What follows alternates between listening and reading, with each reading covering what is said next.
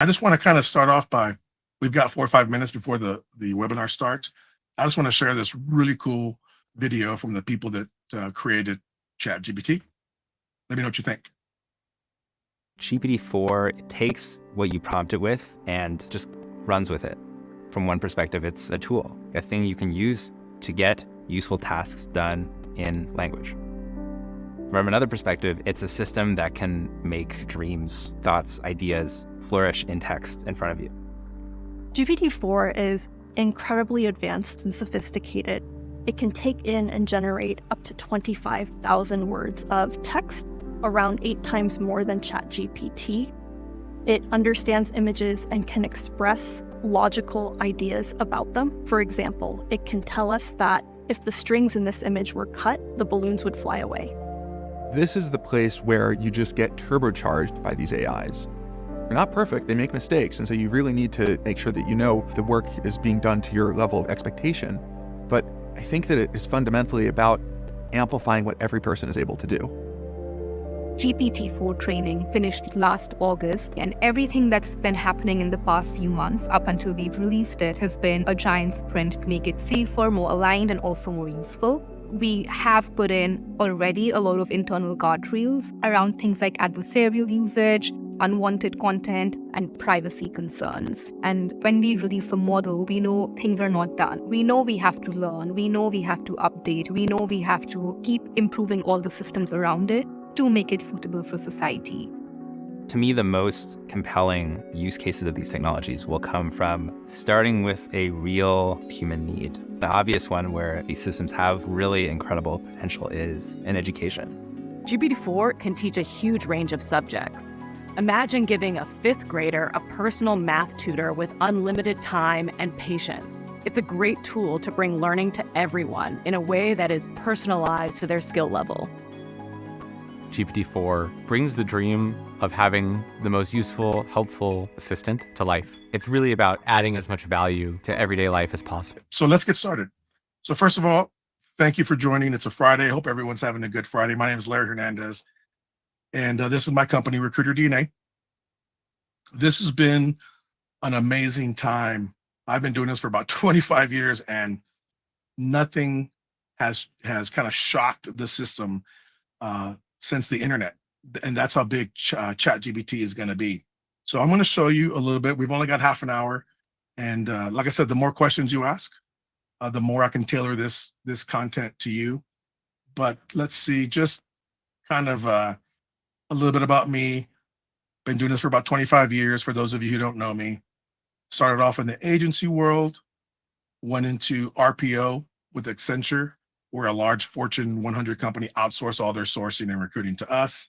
And then I kind of transitioned over to the in-house recruiting over at USAA. And then I was fortunate enough to be recruited out of USAA by Zappos. And I got to start the first sourcing program over there in Vegas, and got to work with Tony Hsieh and Zappos. And there's some other companies I've worked for that are amazing: Rackspace, ThoughtWorks, Microsoft as a diversity sourcer, and most recently a full-time employee over at Twitter before Mr. Elon Musk let a bunch of us go. So that's just a little bit about me.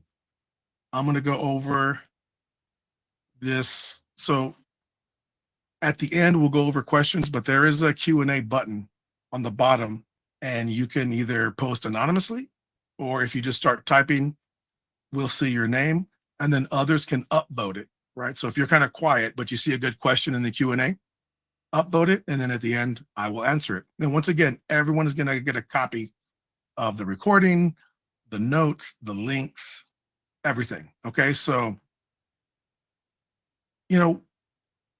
what is Chat GPT? And the best explanation, and you can read the slide for yourself, but the best explanation that I've come across is that it is a genius 3-year-old. And the reason this person or this child is a genius is because this artificial intelligence, they have trained it. So all the books, all the articles, most news events, everything you can find in a library and online, they have trained GPT on, ending on September 21st. So in other words, ChatGPT doesn't know anything that happened past September 21st.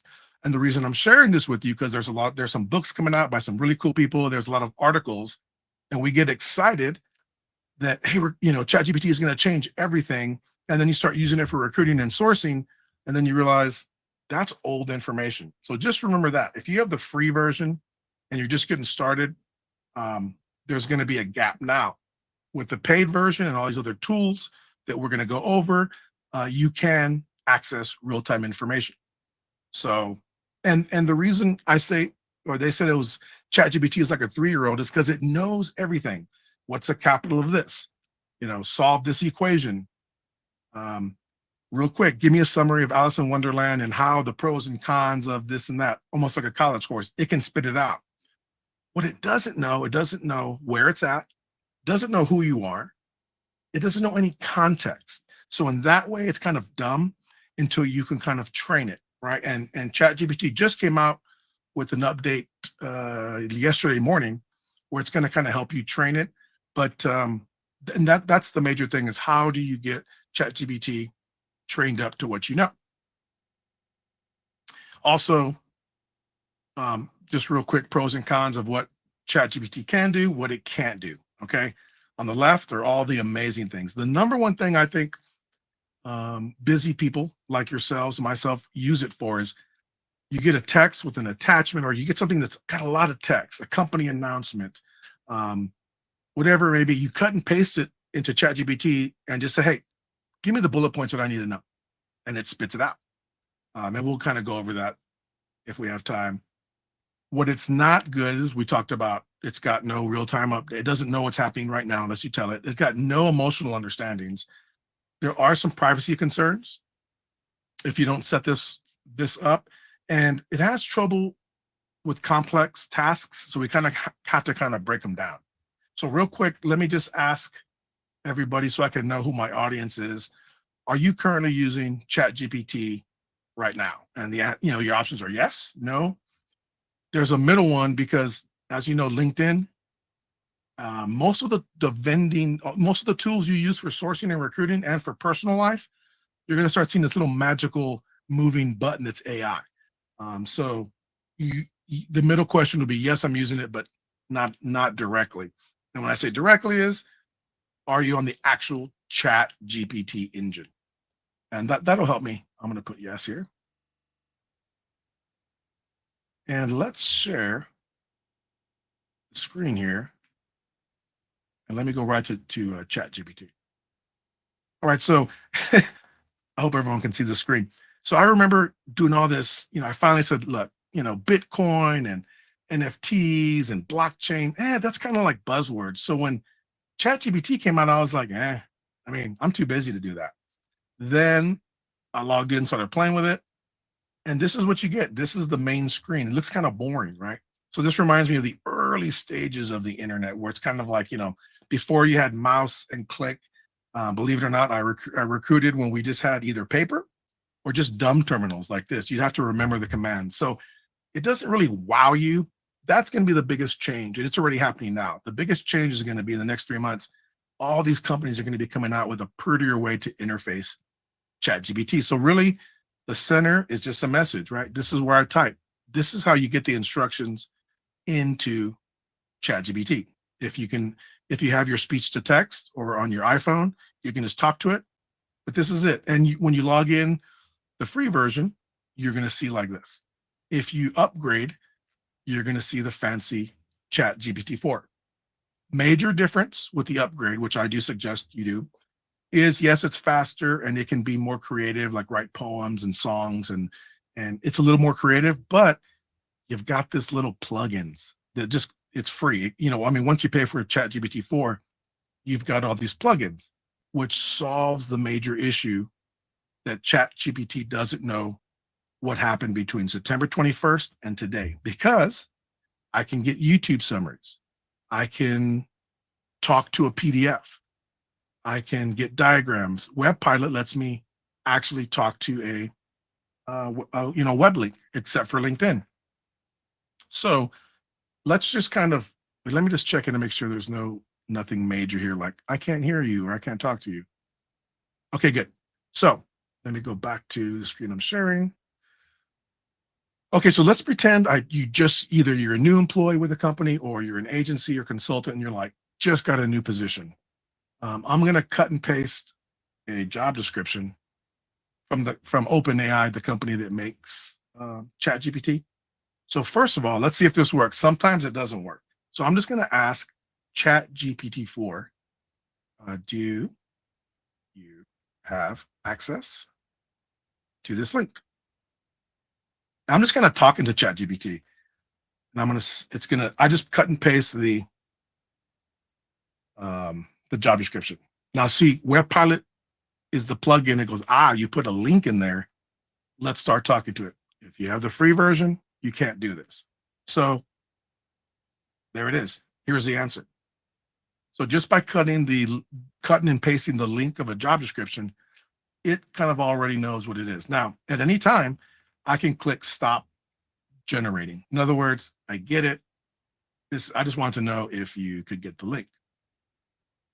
There's some resource issues. Every time you have ChatGPT answer for you, you're kind of using up your minutes or your credits.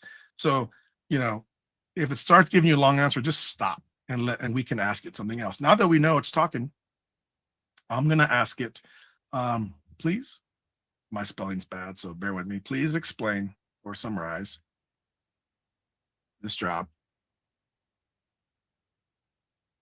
as if I'm a fifth grader. That seems to be the general way to get Chat GPT to talk not so technical. If you don't explain it to me like I'm a fifth grader, you're just going to get kind of a regurgitated job description. Okay.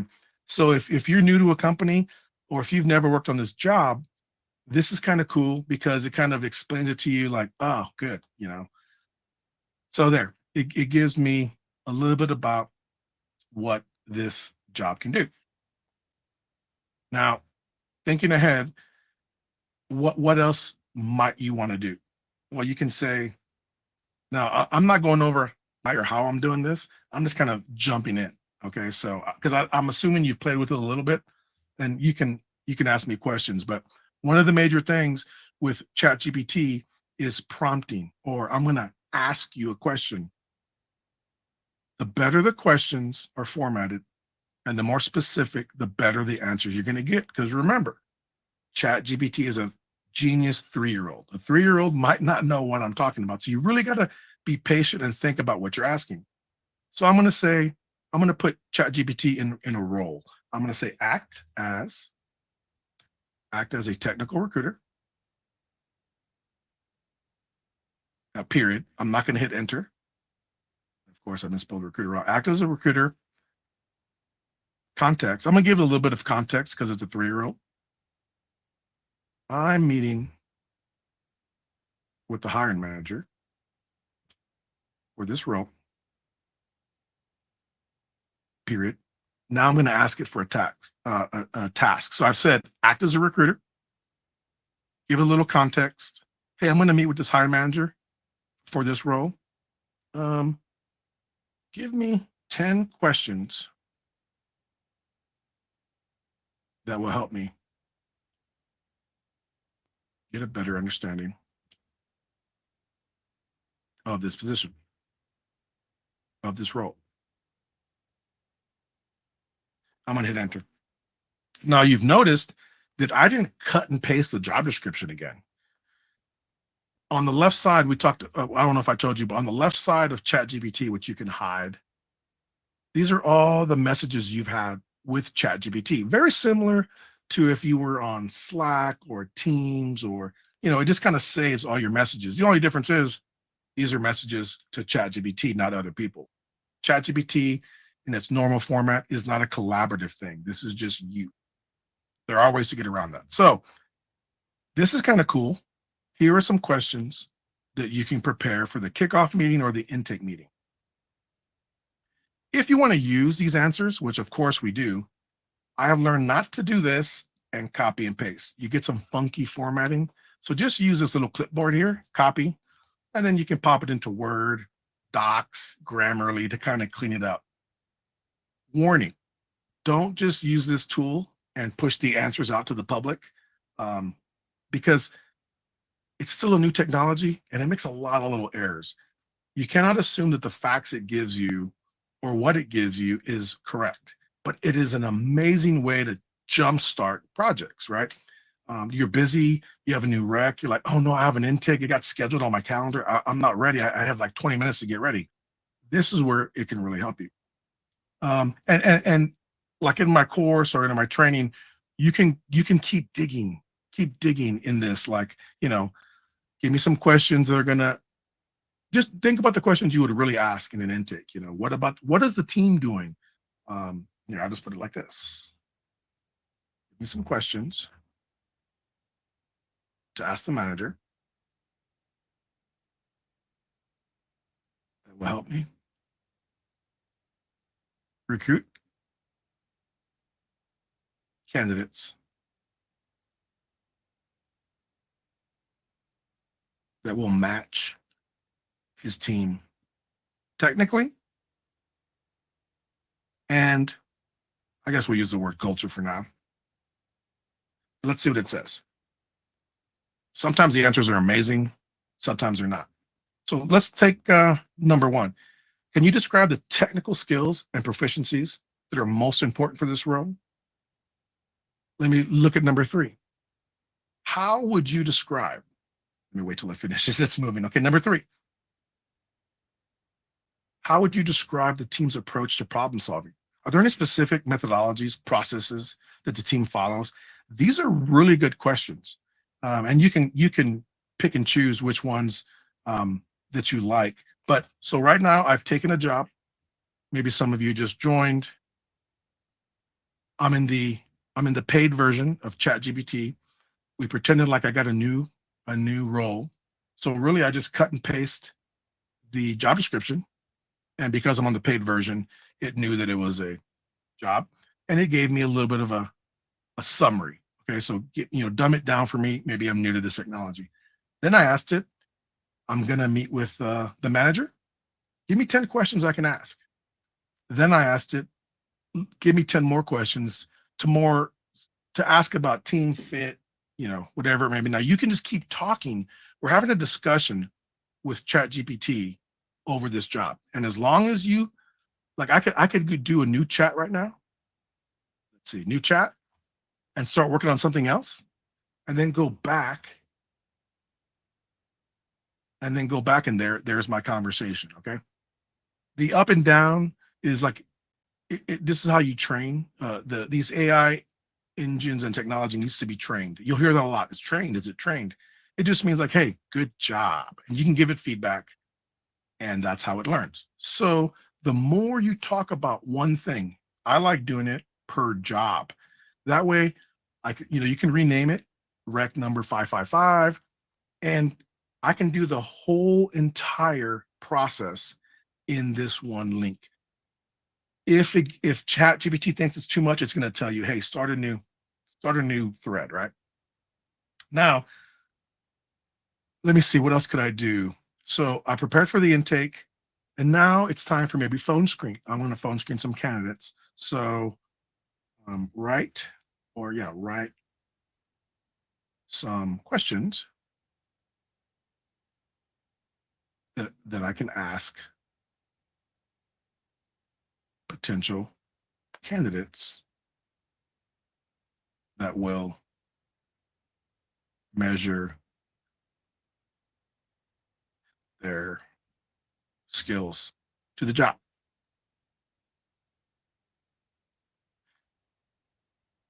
Now let's see if we like it. While it's typing, a good methodology is to, kind of like when you're doing Boolean search strings, ask it a question. If you don't like the answer, tell it, hey, I didn't like this answer. I wanted this, and it'll say, I'm sorry, let's go. So now we're getting some questions. And if you're new to recruiting, if you're a coordinator going into a recruiter role, if you're a recruiter going into tech or med or whatever it is, this is a great way where you can train yourself. So now I've got some questions that if you didn't know infrastructure engineering and you were maybe subbing for somebody, you're like, this is pretty cool. These are questions that I can either cut and paste into my ATS to screen them, These are questions that I can now copy and put into the rec. And, this is a good start. Now, look at this question. Most recruiters wouldn't know to answer this. Hey, describe your experience with Kubernetes, Python, blah, blah, blah.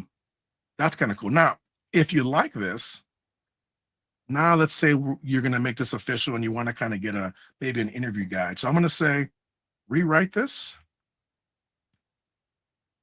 in a table format and add a column.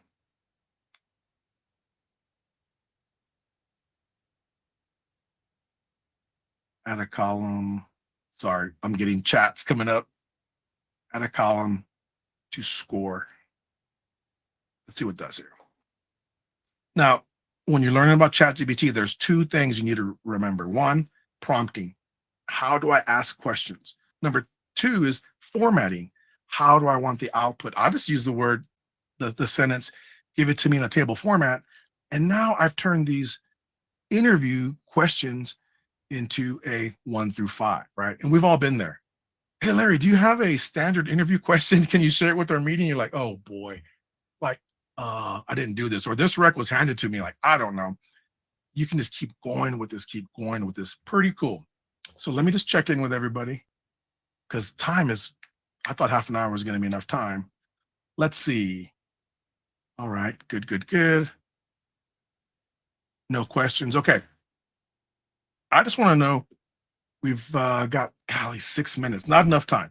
So what other cool things? I'm just going to keep showing you some things you can do. Let me just share my screen again. There's so much I wanted to cover. Let me go to share screen again. This time. So this is a lab environment. It looks a lot like Chat GPT, but this is what you would do if you take a class. I just finished the free class for recruiters. I went through 100 students, taking the feedback, and over the weekend I'm gonna kind of redo it. And as of Monday, it's gonna be a paid course. And then I've got an amazing news. You're the first to hear this, other than my wife.